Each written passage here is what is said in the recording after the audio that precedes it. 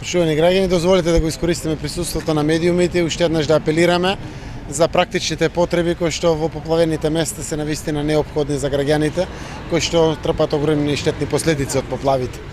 Денеска сме повторно во неколку населени места, во Инџиково, во Црешово, во Стајковци и во други населени места во околината, но од утрово екипите на Општина Центар, на Куманово, еве и на Струмица, се овде на територијата на Сингелич, на Смилковци, со продолжување на активностите од вчера. Денеска покрај специализираните возила кои што доаѓаат од општините кои што се под контрола на СДСМ, се испратени 5 мали камиончиња со носиво со 2 до 5 тона и неколку скипери кои што навистина им требаат на граѓаните за утовар на сите оние оштетени руби, алишта, работи кои што ги имат од своите домови изнесено во дворовите и пред самите улици.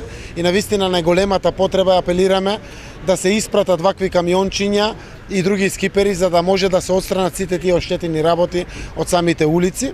Апелот сакам да го искористам како можност да допре до сите општини, пред се урбаните општини. Сите имат своја механизација и неколку специализирани свој возила.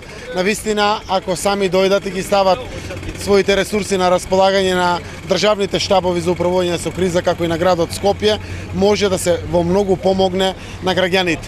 Следната потреба која што исто така е од огромно значење е градот Скопје и општината Газибаба да донесат одлуки во близината на сите овие населени места за претоварни станици за отпадот, за да може граѓаните уште полесно во близината на своите места да го отстрануваат отпадот преку овие возила, како би можело понатаму комуналните претпријатија од градот Скопје да ги носат на соодветните депонии. Ова во моментот според наши проценки е нешто кое што е најважно покрај помошта која што им е потребна на граѓаните.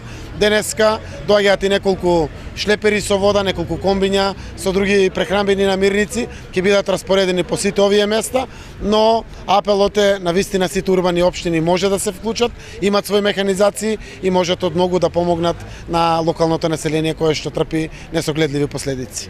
Зошто мислите дека во овој момент не се потребни критики и одговорност, затоа што сепак голем број фактори придонесоа за оваа ситуација? Нели е подобро и во иднина да се спречат вакви и слични ситуации? Значи критики и tekako се потребни, без разлика за кој се однесува. Ако ги нема критиките, секако ќе се повтори тоа што никогаш не го посакуваме.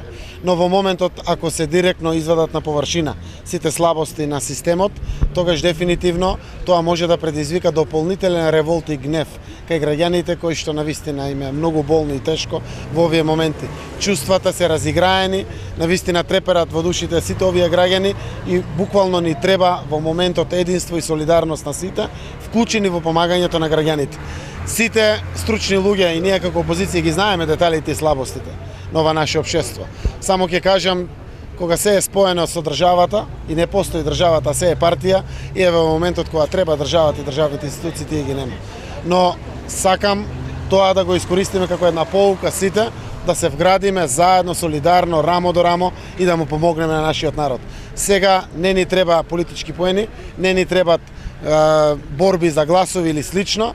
Сега им треба помош на граѓаните, таа им е толку насушно неопходна, каде што секое политиканство би било калкулација и неискрена помош кон нашите сограѓани. Благодарам.